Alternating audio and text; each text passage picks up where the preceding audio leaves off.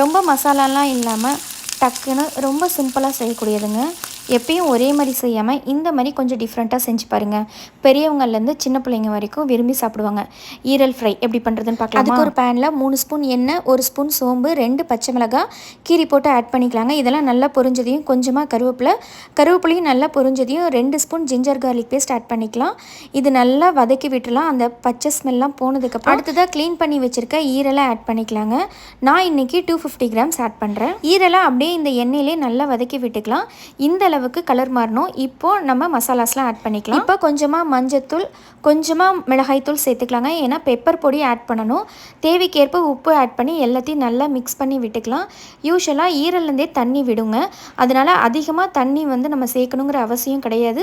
தேவைப்பட்டுச்சுன்னா கொஞ்சமாக தண்ணி ஊற்றி மூடி வச்சு நல்லா வேக விட்டு ஈரல் 80% வெந்ததையும் 2 ஸ்பூன் பெப்பர் பவுடர் ஆட் பண்ணி நல்லா மிக்ஸ் பண்ணி விட்டு மறுபடியும் மூடி வச்சிடலாங்க.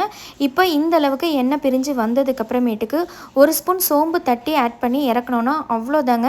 ரொம்ப ரொம்ப டேஸ்டான, ரொம்ப சிம்பிளாக செய்யக்கூடிய ஈரல் ரெடி ஆகிடுச்சு. இதை நீங்கள் ஒயிட் ரைஸ், ரசம், தயிர் சாதம் இதுக்கெல்லாம் பர்ஃபெக்டாக இருக்கும். ஒரு தடவை ட்ரை பண்ணி பாருங்கள். எப்படி இருந்துச்சு அப்படிங்கிறத மறக்காமல் கீழே எனக்கு கமெண்ட் பண்ணுங்கள். தேங்க்ஸ் ஃபார் வாட்சிங் ஃப்ரெண்ட்ஸ்.